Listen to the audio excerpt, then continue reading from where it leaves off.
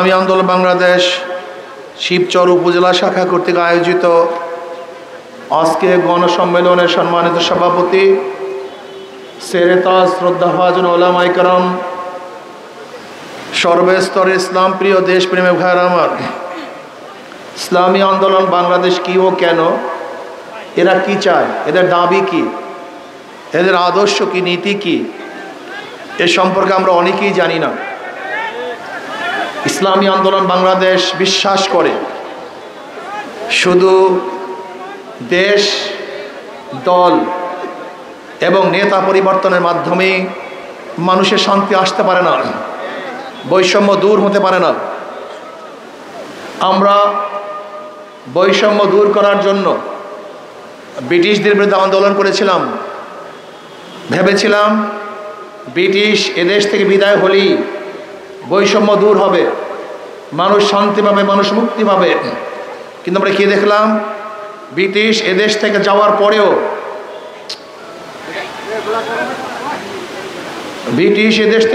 পরেও সংখ্যাগরিষ্ঠ ভারতের লোকজন সংখ্যালঘু মুসলমানদের উপরে নির্যাতন, অত্যাচার, অবিচার, বৈষম্য করছে। ভেবেছিলাম ভারত থেকে যদি পাকিস্তান নামে একটা দেশ করতে পারি, মুসলমানদের জন্য আলাদা ভূখণ্ড করতে পারি, তাহলে মানুষ শান্তি পাবে, মুক্তি পাবে। আমি প্রত্যেকটা জনগণকে বলবো, আমার ছাত্র ভাইদেরকে বলবো, যুবকদেরকে বলবো, পুরুষ মহিলাদেরকে বলবো, আপনারা জানেন ভারত থেকে পাকিস্তান নামে একটা দেশ ডিভাইডেড হওয়ার, পৃথক হওয়ার মূলে কি ছিল, কি কারণ ছিল? ভৌগোলিক কোনো কারণ, ঋতুর কোনো কারণ, ভাষার কোনো কারণ না। ভারত থেকে দেশ আলাদা হওয়ার পিছনে শুধু একটাই কারণ ছিল, পশ্চিম পাকিস্তানের লোক ও সংখ্যাগরিষ্ঠ মুসলমান, পূর্ব পাকিস্তানের জনগণ সংখ্যাগরিষ্ঠ মুসলমান। মনে রাখতে হবে, ভারত থেকে পাকিস্তান নামে একটা দেশ আলাদা হওয়ার পিছনে একমাত্র কারণ ছিল ধর্ম। সেই ধর্মের নাম কি? ইসলাম। এই দেশ মুসলমানদের। অবশ্যই মনে রাখবেন, দেশ কাদের? আবারও বলেন, দেশ মুসলমানদের অধিকার সবার। দেশ মুসলমানদের অধিকার।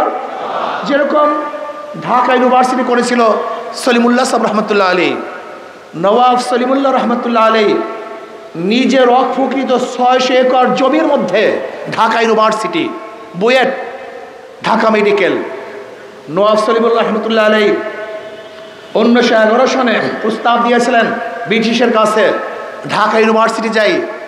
কিন্তু ক্যালকাটার হিন্দুরা 41 বার মিটিং করেছে, 41 বার মিটিং করেছিল যেন ঢাকা ইউনিভার্সিটি না হয়। এমনকি রবি ঠাকুরের নেতৃত্বে গড়াইয়ের মাঠে আন্দোলন করেছিল যেন ঢাকা ইউনিভার্সিটি না হয়। কেন? যদি ঢাকা ইউনিভার্সিটি হয় তাহলে এদেশের মুসলমান সংখ্যাগরিষ্ঠ শিক্ষিত হয়ে যাবে। কি হয়ে যাবে? শিক্ষিত হয়ে যাবে।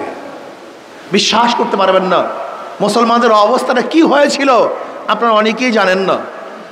সেই নওয়াব সলিমুল্লাহ রহমতুল্লাহ আলাইহির প্রস্তাবিত ইউনিভার্সিটি 1921 সনে হয়েছে, কিন্তু সলিমুল্লাহ রহমতুল্লাহ আলাই 1915 সনেই দুনিয়ার থেকে বিদায় হয়ে গেছেন। কিন্তু তার জমির মধ্যে ইউনিভার্সিটি কি করেছে? মুসলমান। জোরে বলেন, জমি কাদের? পড়ার অধিকার সবার। ইউনিভার্সিটি মুসলমানদের, পড়ার অধিকার সবার। আলিগড় ইউনিভার্সিটি যেটা ভারতে, ওটা মুসলমানদের ইউনিভার্সিটি, পড়ার অধিকার সবার। এ দেশ মুসলমানদের, অধিকার সবার। মনে রাখতে হবে, দেশ কাদের? এটা মাথার মধ্যে ঢুকান, এটা দেশ অন্য কারো দেশ নয়, এ দেশ মুসলমানদের দেশ। এখন 92% মুসলমান, কাজে অধিকার সবার। ভেবেছিলাম পাকিস্তান নামে একটা দেশ গঠন করতে পারলে বৈষম্য দূর হয়ে যাবে, মানুষ শান্তি পাবে, মুক্তি পাবে। কিন্তু আমরা কি দেখলাম, পশ্চিম পাকিস্তানের মানুষগুলি পূর্ব পাকিস্তানের মানুষের সাথে বৈষম্য করছে, তাদের অধিকার ফিরিয়ে দিচ্ছে না। ভেবেছিলাম যদি পশ্চিম পাকিস্তান থেকে পূর্ব পাকিস্তানকে ভাগ করতে পারি, আলাদা করতে পারি, তাহলে আমরা শান্তি পাবো, মুক্তি পাবো, বৈষম্য দূর হবে। এর জন্য 71-এ বাংলাদেশ নামে একটা দেশ আমরা পাকিস্তান থেকে ভাগ হয়ে আলাদা হয়েছিলাম। ভেবেছিলাম এবার মুক্তি পাবো, শান্তি পাবো, নিরাপত্তা লাভ করব, মানুষের থাকবে না অশান্তি, যেখানে থাকবে না বৈষম্য, যেখানে শান্তি, যেখানে থাকবে মানুষের অধিকার। কিন্তু কি দেখলাম, আজকে 71 থেকে 53 বছর পর্যন্ত, 71 থেকে 24 সাল পর্যন্ত, 53 বছর পর্যন্ত যারা এই ক্ষমতায় ছিল তারা বৈষম্য দূর করতে পারে নাই, মানুষের অধিকারকে ফিরিয়ে দিতে পারে নাই, জেলের অধিকার প্রতিষ্ঠিত হয় নাই, শ্রমিকের অধিকার প্রতিষ্ঠিত হয় নাই। আবারও 2024-এ বৈষম্য বিরোধী আন্দোলন করলাম, সংগ্রাম করলাম। মানুষ জীবন দিয়েছে, রক্ত দিয়েছে, মানুষ আহত হয়েছে, নিহত হয়েছে। জীবনের মায়া ত্যাগ করে রাস্তায় নেমেছিলাম যেন মানুষ শান্তি পায়, মুক্তি পায়।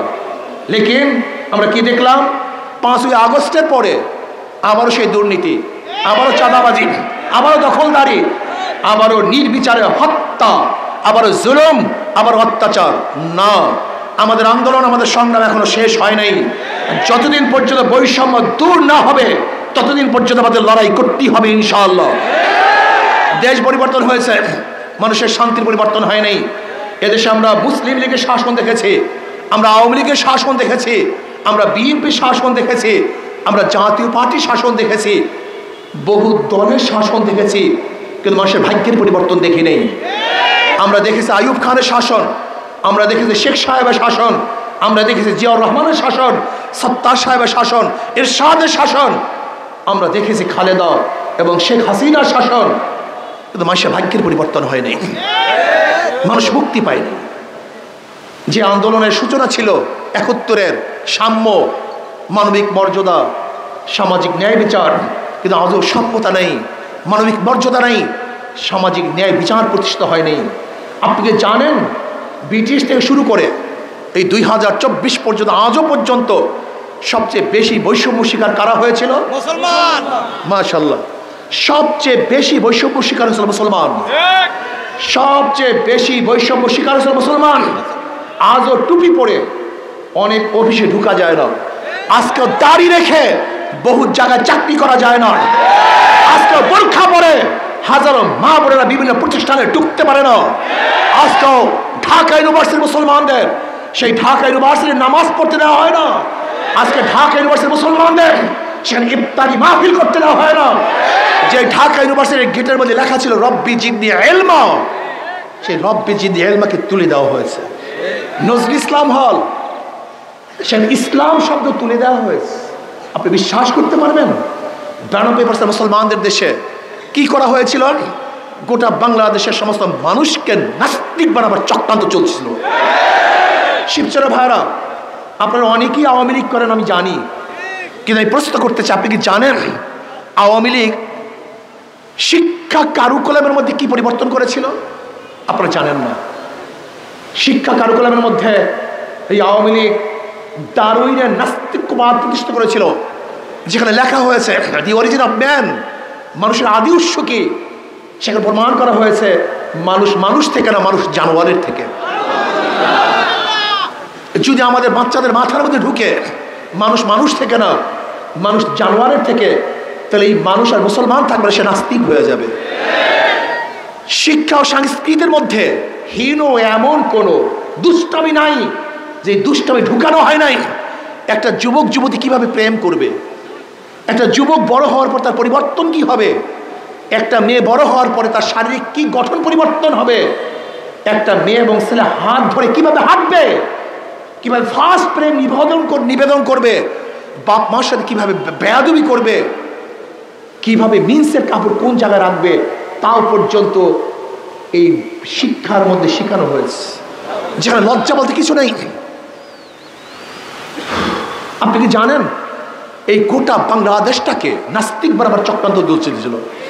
শুধু কি তাই, এই বাংলাদেশটাকে বিক্রি করার ষড়যন্ত্র চলতেছে। ভারত একটা অঙ্গরাজ্য করার চক্রান্ত করছিল।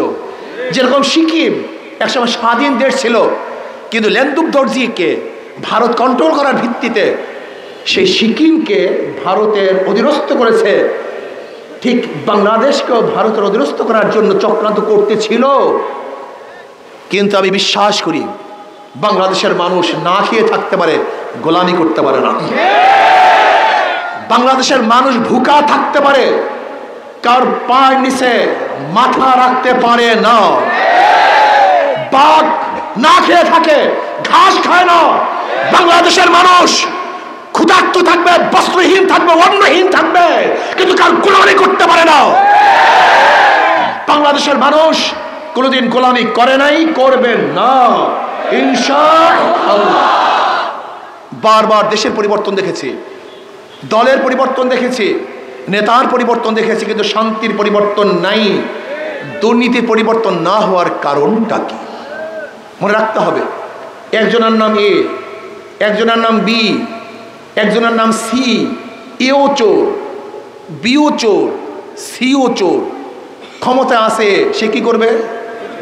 হটাও এ, বসাও বি, সে কি করবে? হটাও বি, বসাও সি, সে কি করবে? কারণটা কি? নেতার পরিবর্তন হয়েছে, দলের পরিবর্তন হয়েছে, নীতি আদর্শের পরিবর্তন হয়নি। ওসি সাহেব পরিবর্তন হয়, ঘুষ সাহেব পরিবর্তন হয় না। এসপি সাহেব ট্রান্সফার হয়, ঘুষ সাহেব ট্রান্সফার হয় না। ডিসি সাহেব পরিবর্তন হয়, কিন্তু দুর্নীতি সাহেব চেয়ারেই থাকে, সে পরিবর্তন হয় না। কারণটা কি? শুধু ব্যক্তির পরিবর্তন হয়েছে, নীতি আদর্শের পরিবর্তন হয়নি। প্রিয় ভাইয়ের আমার, মাদার গাছ লাগিয়ে আমের আশা করা যায় না, তেঁতুল গাছ লাগিয়ে মিষ্টি ফলের আশা করা যায় না। চোরের মাধ্যমে চুরি বন্ধ হয় না, ধর্ষকের মাধ্যমে ধর্ষণ বন্ধ করা যায় না, দুর্নীতিবাজের মাধ্যমে দুর্নীতি বন্ধ হয় না, ডাকাত খুনি লম্পটের মাধ্যমে খুন বন্ধ হয় না, হবে না। এর জন্য কি করতে হবে? শুধু নেতা নয়, নীতির পরিবর্তন চাই। আজকে যেই সাম্য, মানবিক মর্যাদা, সামাজিক ন্যায় বিচারের জন্য আন্দোলন করেছিলাম, সংগ্রাম করেছিলাম, কিন্তু আজকে বাংলাদেশের অর্থনীতির অবস্থাটা কি? মাত্র 4 পরিবার 2 লক্ষ কোটি টাকা চুরি করেছে। 4 পরিবার, এক পরিবারের ভাগে 50,000 কোটি টাকা। এই ফরিদপুরের ছাত্রলীগের এক সভাপতি পাচার করেছে 2000 কোটি টাকা। শুধু কি তাই? আমাদের সেই ফ্যাসিস্ট নেত্রীর পিয়ন 400 কোটি টাকার মালিক, বেশি না।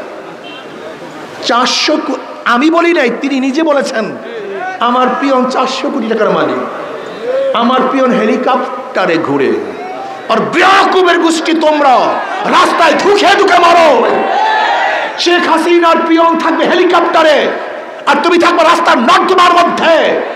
তারা ভালো খাবে আর তুমি না খেয়ে থাকবা। তারা বস্ত্র পরিধান করবে, তুমি বস্ত্রহীন থাকবা। তারা হাজার তারা বিল্ডিং এ থাকবে আর তুমি গাছ তলায় ঘুমাবা। এর জন্য বাংলাদেশ কায়েম করা হয় নাই, এর জন্য আন্দোলন করা হয় নাই, এর জন্য সংগ্রাম করা হয় নাই। কেউ খাবে, কেউ খাবে না, কেউ থাকবে 10 তলায় আর কেউ থাকবে 20 তলায়। এর জন্য বাংলাদেশের মানুষ রক্ত দেয় নাই, জীবন দেয় নাই। আমরা সাম্যতা চাই, শ্রমিকদের অধিকার চাই, কৃষকদের অধিকার চাই, জেলেদের অধিকার চাই, মজদুরদের অধিকার চাই, পুরুষের অধিকার চাই, মা বোনদের অধিকার চাই, মুসলমানদের অধিকার চাই, হিন্দুদের অধিকার চাই, খ্রিস্টানদের অধিকার চাই। বাংলাদেশের যত ধর্মের, যত বর্ণের, যত পেশার মানুষ আছে, সমস্ত মানুষের ন্যায্য অধিকার আমরা প্রতিষ্ঠিত করতে চাই। আজকে গরিবদেরকে বলবো, আমাদের বিয়াকুব গরিব বাবারা নিজেরা গরিব হয়েছেন, বুদ্ধিটাকেও শেষ করেছেন। আপনি কি জানেন বর্তমান অর্থনীতি চলতে থাকলে কিয়ামত পর্যন্ত কোনো গরিব গরিব হবে না, ধনী হবে না। গরিব শুধু গরিবই হবে আর ধনী শুধু ধনী হবে। যেরকম আজকে আপনি যাবেন শিবচর ব্যাংকে, একজন গরিব ভাই, ম্যানেজার সাহেব আমাকে 5 লক্ষ টাকা ঋণ দেন, লোন দেন। সে কি বলবে? মর্গেজ আছে? বলবেন তা আমি তো গরিব মানুষ। বলি গরিবের জন্য ব্যাংকের টাকা নেই। ব্যাংকের টাকা কাদের জন্য? ধনীদের জন্য। ব্যাংক ধনীকেই ধনী বানায়। যাকে ব্যাংক দেয় তারই লোন মাফ হয়, তার ইন্টারেস্ট মাফ হয়। তাই ধনী 4 বার ধনী হয় আর গরিব 5টা লাথি খায়। এই বর্তমান অর্থনীতি জীবনভর চললে, কিয়ামত পর্যন্ত চললেও কোনো গরিব ধনী হবে না। কিন্তু ইসলামী অর্থনীতি অ্যাপ্লাই করা হয়, আমি কসম করে বলতে পারি আগামী 5-10 বছর পরে বাংলাদেশে একজন গরিবও থাকবে না, সমস্ত গরিবরা দরিদ্র সীমার উপরে চলে যাবে। ইসলামের গোটা অর্থনীতি গরিবদের জন্য। আপনারা বুঝেন না কেন গরিবরা? ইসলামের গোটা অর্থনীতি গরিবদের জন্য। জাকাত কাদের জন্য? ফিতরা কাদের জন্য? ওশর কাদের জন্য? মানত কাদের জন্য? দান কাদের জন্য? গোটা ইসলামী অর্থনীতি গরিবদের জন্য, অথচ কপাল পোড়া গরিবদেরকে নির্বাচনের সময় 500 টাকার নোট দেয়, আর আমার যুবক বামাদেরকে ফেন্সিডের বোতল দেয়, আর অবৈধ অস্ত্র দেয়। ওদের মাথা খারাপ করে এই দুর্নীতিবাজ রাজনীতিবিদরা আমাদেরকে শোষণ করেছে, আমাদেরকে চুরি করেছে, লুট করেছে, ধর্ষণ করেছে, আমাদের জুলুমের স্টিম রোলার চালিয়েছে। আমরা চাই না এই শাসন, আমরা দুর্নীতি দেখতে চাই না। এর জন্য জনগণকে ঐক্য হতে হবে। জনগণ কি হতে হবে? জনগণকে ঐক্য হতে হবে। আজকে থেকে নিয়াত করেন, যেই দলের মধ্যে ধর্ষক আছে, লুটেরা আছে, চাঁদাবাজ আছে, খুনি আছে, ডাকাত আছে, ওদের দল করব না, ওদেরকে ভোট দেব না, কোন সন্ত্রাসীকে সাপোর্ট করব না। যতদিন পর্যন্ত জনগণ ঐক্য না হবেন ততদিন পর্যন্ত বারবার শাসক পরিবর্তন করবেন, রক্ত দিবেন, কিন্তু আপনাদের ভাগ্যের পরিবর্তন হবে না। আমি বর্তমান অন্তর্বর্তী সরকারকে বলবো,